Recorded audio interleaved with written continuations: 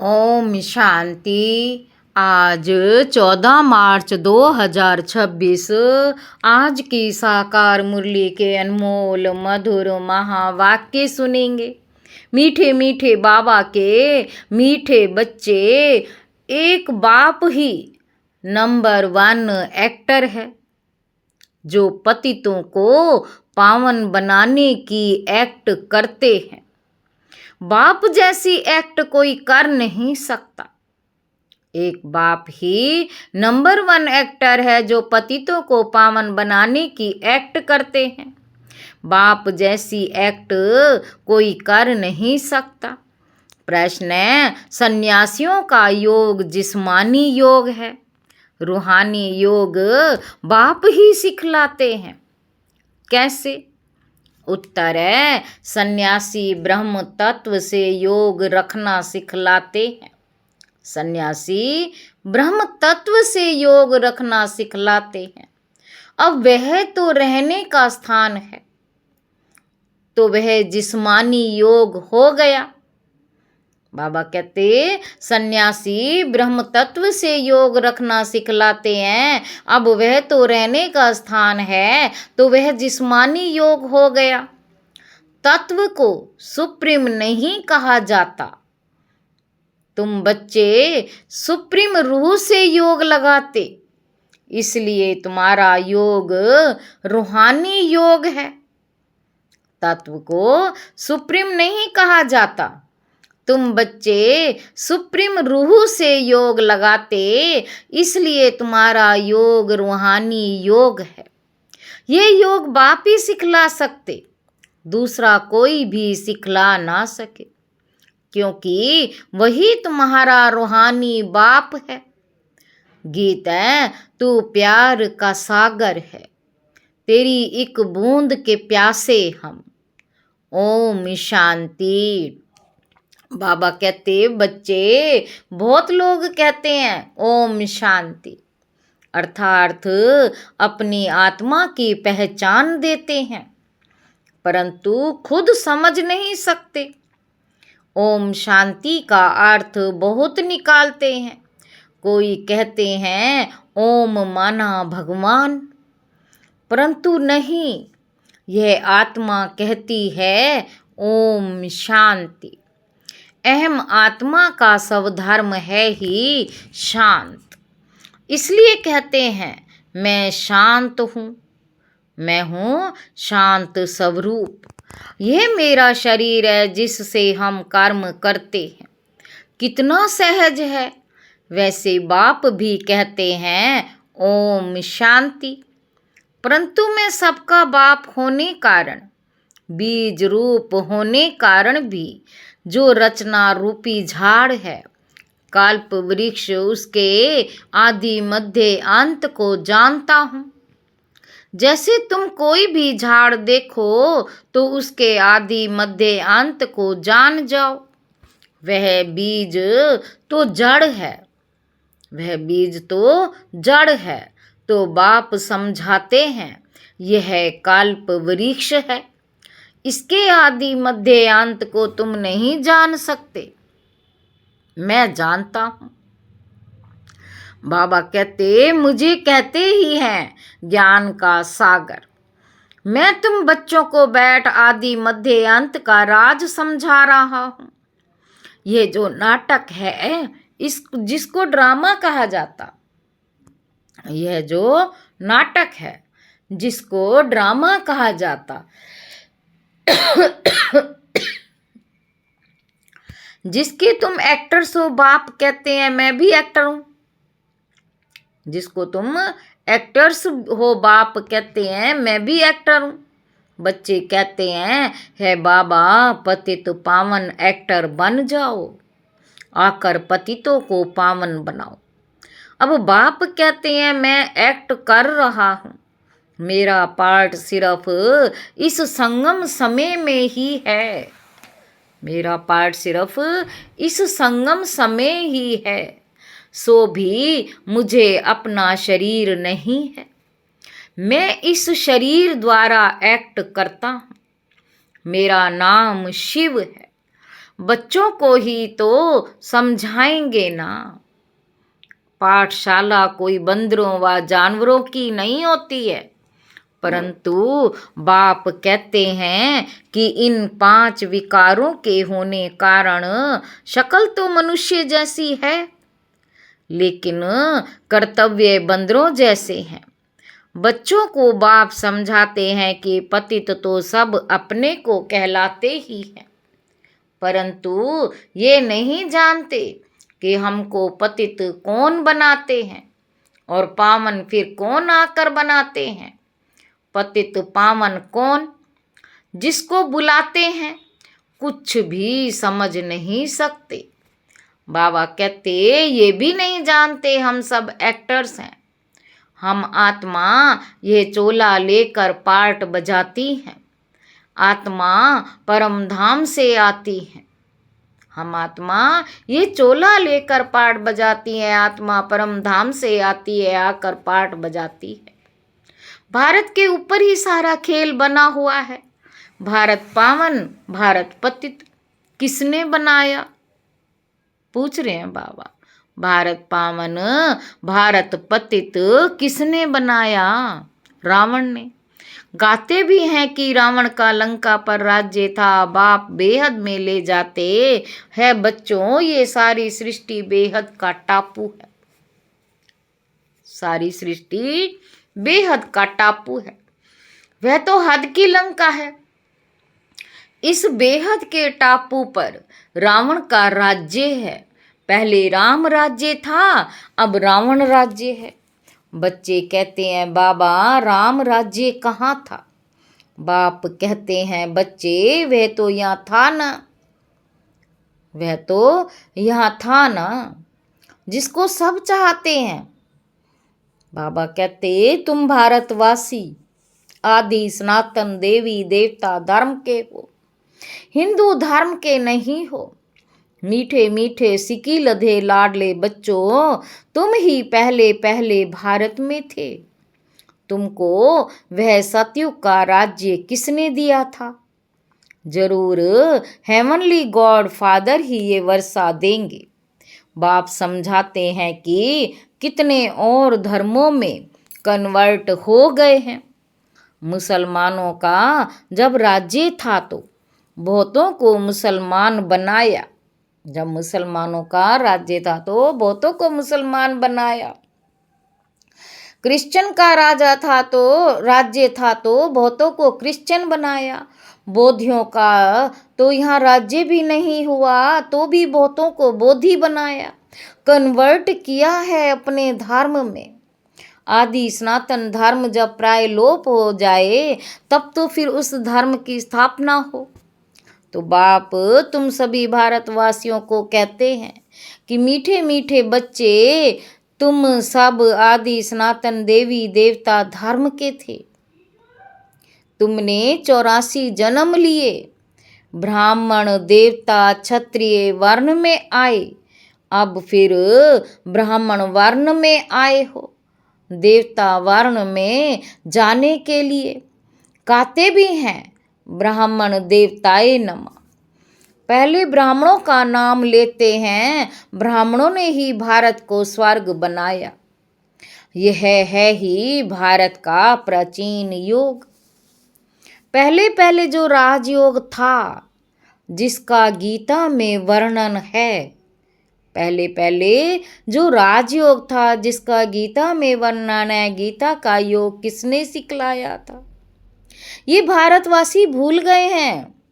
बाप समझाते हैं कि बच्चे योग तो मैंने सिखलाया था। यह है रूहानी योग, बाकी सब हैं जिस्मानी योग। सन्यासी आदि जिस्मानी योग सिखलाते हैं कि ब्रह्मा से योग लगाओ, वह तो रोंग हो जाता है। ब्रह्म तत्व तो रहने का स्थान है, वह कोई सुप्रीम रूह नहीं ठहरा। बाप को भूल गए हैं, तुम भी भूल गए थे। तुम अपने धर्म को भूल गए हो। यह भी ड्रामा में नोंद है। विलायत में योग था नहीं, विलायत में योग था नहीं। हठ योग और राजयोग यहाँ ही हैं। वह निवृत्ति मार्ग वाले सन्यासी कब राजयोग सिखला ना सके? सिखाए वह जो जानता हो। बाबा कहते सन्यासी लोग तो राजाई भी छोड़ देते हैं। गोपी चंद राजा का मिसाल है ना, राजाई छोड़ जंगल में चला गया, उसकी भी कहानी है। सन्यासी तो राजाई छुड़ाने वाले हैं, वे फिर राजयोग कैसे सिखला सकते हैं? बाबा कहते इस समय सारा झाड़ जर्जरीभूत हो गया है, अभी गिरा कि गिरा। कोई भी झाड़ जब जर्जरीभूत हो जाता है तो अंत में उसको गिराना पड़ता है। वैसे ये मनुष्य सृष्टि रूपी झाड़ भी तमो प्रधान है, इनमें कोई सार नहीं है, इनका जरूर विनाश होगा। इनके पहले आदि सनातन देवी देवता धर्म की स्थापना यहाँ करनी होगी। सतयुग में कोई दुर्गति वाला होता नहीं, ये विलायत में जाकर योग सिखलाते हैं, परंतु वह है हठ योग, ज्ञान बिल्कुल नहीं। अनेक प्रकार के हठ योग हैं, यह है राजयोग। इसको रूहानी योग कहा जाता है। वह सब है जिस्मानी, मनुष्य मनुष्य को सिखाने वाले हैं। मनुष्य मनुष्य को सिखाने वाले हैं। बाप बच्चों को समझाते हैं कि मैं तुमको एक ही बार ये राजयोग सिखाता हूँ और कोई कदाचित सिखा ना सके। रूहानी बाप रूहानी बच्चों को सिखाते हैं कि मामे कम याद करो तो तुम्हारे सब पाप मिट जाएंगे। हठ योगी कब ऐसे कह ना सके। बाप आत्माओं को समझाते हैं, यह नई बात है। बाप तुमको अब देही अभिमानी बना रहे हैं। बाप को देह है नहीं, इसके तन में आते हैं, इसका नाम बदल देते हैं, क्योंकि मरजीवा बना है। जैसे गृहस्थी जब सन्यासी बनते हैं तो मरजीवा बने। गृहस्थ आश्रम छोड़ निवृत्ति मार्ग ले लिया तो तुम्हारा भी मरजीवा बनने से नाम बदल जाता है। पहले शुरू में सबके नाम लाए थे, फिर जो आश्चर्यवत सुनंती कथंती भगंती हो गए तो नाम आना बंद हो गया। पहले शुरू में सबके नाम लाए थे, फिर तो आश्चर्यवत सुनंती कथंती भगंती हो गए तो नाम आना बंद हो गया। इसलिए अब बाप कहते हैं कि हम नाम दें और फिर भाग जाएं तो फालतू हो जाता है। पहले आने वालों के जो नाम रखे वह बहुत रमणीक थे, अब नहीं रखते। उनका रखें जो सदैव कायम भी रहे। बहुतों के नाम रखे, फिर बाप को फारकती दे चले गए, इसलिए अब नाम नहीं बदलते हैं। बाप समझाते हैं कि ये ज्ञान क्रिश्चियन की बुद्धि में भी बैठेगा। ये ज्ञान क्रिश्चियन की बुद्धि में भी बैठेगा। इतना समझेंगे कि भारत का योग निराकार बाप ने ही आकर सिखाया था। बाप को याद करने से ही पाप भस्म होंगे और हम अपने घर चले जाएंगे। जो इस धर्म का होगा और कन्वर्ट हो गया होगा तो वह ठहर जाएगा। तुम जानते हो कि मनुष्य मनुष्य की सद्गति नहीं कर सकते। यह दादा भी मनुष्य है, यह कहता है कि मैं किसी की सद्गति नहीं कर सकता। यह तो बाबा हमको सिखलाते हैं कि तुम्हारी सद्गति भी याद से होगी। बाप कहते हैं बच्चों है आत्माओं, मेरे साथ योग लगाओ तो तुम्हारे विकर्म विनाश होंगे। तुम पहले गोल्डन एजड प्योर थे, फिर खाद पड़ गई। जो पहले देवी देवता 24 कैरेट सोना थे अब आयरन एज में आकर पहुँचे हैं। ये योग कल्प कल्प तुमको सीखना पड़ता है, तुम जानते हो उसमें भी कोई पूरा जानते, कोई कम जानते, कोई तो ऐसे ही देखने आते कि यहाँ क्या सिखाते हैं। ब्रह्मा कुमार कुमारियाँ इतने ढेर बच्चे हैं, जरूर प्रजापिता ब्रह्मा होगा ना, जिसके इतने बच्चे आकर बने हैं। जरूर कुछ होगा तो जाकर उन्हों से पूछें तो सही, तुमको प्रजापिता ब्रह्मा से क्या मिलता है, पूछना चाहिए ना। परंतु इतनी बुद्धि भी नहीं भारत के लिए खास, कहते हैं गाया भी जाता है, पत्थर बुद्धि सो पारस बुद्धि, पारस बुद्धि सो पत्थर बुद्धि। सतयुग त्रेता में पारस बुद्धि गोल्डन एज थे, फिर सिल्वर एज 2 कला कम हुई, इसलिए नाम पड़ा चांद्रवंशी, क्योंकि नापास हुए हैं। ये भी पाठशाला है, 33 मार्क्स से जो नीचे होते हैं वे फेल हो जाते, राम सीता, फिर उनकी डिनाइस्टी संपूर्ण नहीं है, इसलिए सूर्यवंशी बन ना सके। नापास तो कोई होगे ना, क्योंकि इम्तिहान भी बहुत बड़ा है। आगे गवर्नमेंट का ICS का बड़ा इम्तिहान होता था, सब थोड़ी पढ़ सकते थे। कोटों में कोई निकलते हैं, कोई चाहे तो हम सूर्यवंशी महाराजा महारानी बने, तो उनमें भी बड़ी मेहनत चाहिए। मम्मा बाबा भी पढ़ रहे हैं श्रीमत से, वह पहले नंबर में पढ़ते हैं, फिर जो माता पिता को फॉलो करते वही उनके तख्त पर बैठेंगे। सूर्यवंशी 8 डिनाइस्टी चलती है, जैसे Edward they first they second चलता है। बाबा कहते तुम्हारा कनेक्शन इन क्रिश्चियन से अधिक है। क्रिश्चियन घराने ने भारत की रजाई हप की, भारत का अथाह धन ले गए। फिर विचार करो तो सतयुग में कितना अथाह धन होगा। वहाँ की भेंट में तो यहाँ कुछ भी नहीं, वहाँ सब खानियाँ भरतू हो जाती हैं। अब तो हर चीज़ की खानियाँ खाली होती जाती हैं, फिर चक्र रिपीट होगा तो फिर सब खानियाँ भरतू हो जाएंगी। फिर चक्र रिपीट होगा तो फिर सब खानियाँ भरतू हो जाएंगी। बाबा कहते मीठे मीठे बच्चों, तुम अब रावण पर जीत पाकर रजाई ले रहे हो।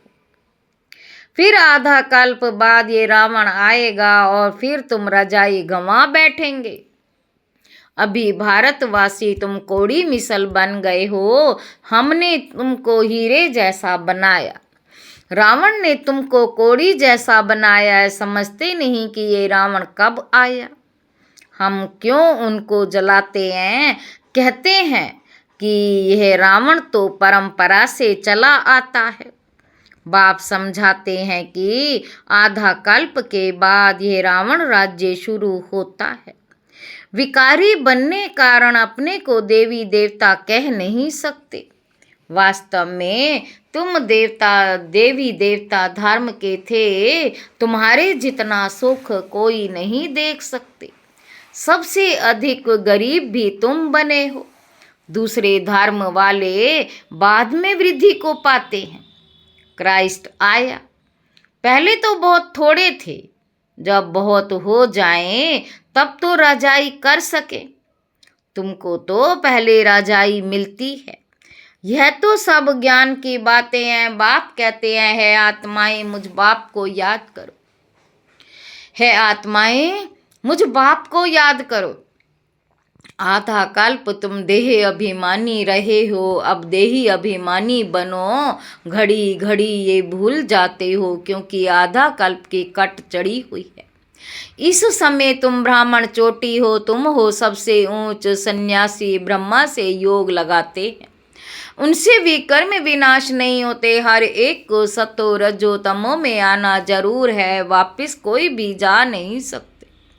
जब सभी तमो प्रधान बन जाते हैं तब बाप आकर सभी को सतो प्रधान बनाते हैं, अर्थात सभी की ज्योति जग जाती है। हर एक आत्मा को अपना अपना पार्ट मिला हुआ है। तुम हो हीरो हीरोइन पार्ट धारी, तुम भारतवासी सबसे ऊंचे हो जो राज्य लेते हो फिर गंवाते हो, और कोई राज्य नहीं लेता, वे राज्य लेते हैं बहुबल से। बाबा ने समझाया है जो विश्व के मालिक थे वही बनेंगे। तो सच्चा राजयोग बाप के सिवाय कोई सिखला ना सके, जो सिखाते हैं वे सब यथार्थ योग है। यथार्थ योग है, वापिस तो कोई भी जा नहीं सकते, अभी है अंत। सभी दुखों से छूटते हैं फिर नंबरवार आना है, पहले सुख देखना है फिर दुख देखना है, ये सब समझने की बातें। कहा जाता है हाथ कार डे दिल यार डे, काम करते रहो बाकी बुद्धि योग बाप से हो। बाबा कहते तुम आत्माएं आशिक हो एक मशूक की, अभी वे मशूक आया हुआ है, सभी आत्माओं को गुल गुल बनाए ले जाएंगे। बेहद का साजन बेहद की सजनिया है, बेहद का साजन बेहद की सजनिया है। कहता है मैं सबको ले जाऊंगा, फिर नंबरवार पुरुषार्थ अनुसार जाकर पद पाएंगे। भल गृहस्थ व्यवहार में रहो, बच्चों को संभालो, है आत्मा तुम्हारी दिल बाप की तरफ हो, यही याद की प्रैक्टिस करते रहो। बाप जानते हैं, बच्चे जानते हैं, अभी हम स्वर्गवासी बनते हैं।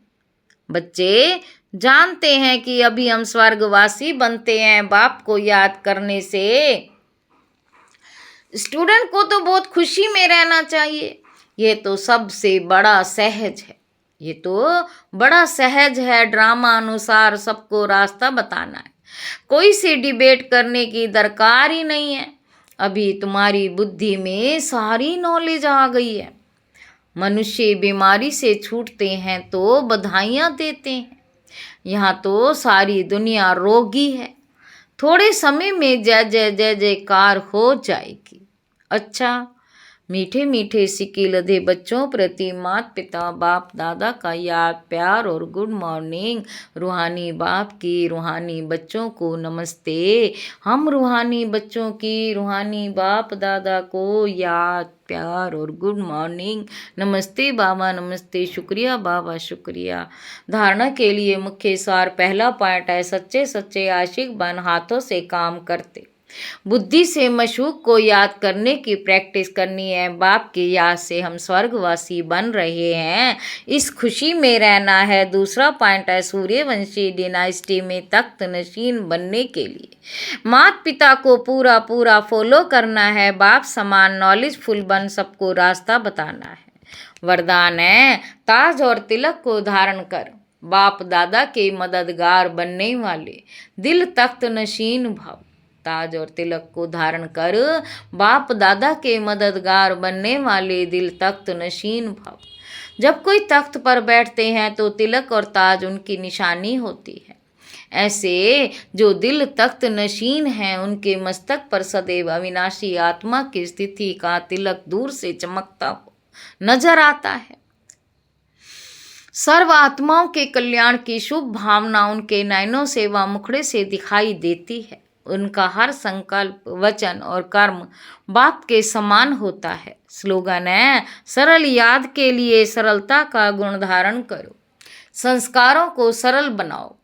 ये अव्यक्त इशारे निश्चय के फाउंडेशन को मजबूत कर सदा निर्भय और निश्चिंत रहो। विजयी बनने का फाउंडेशन है निश्चय।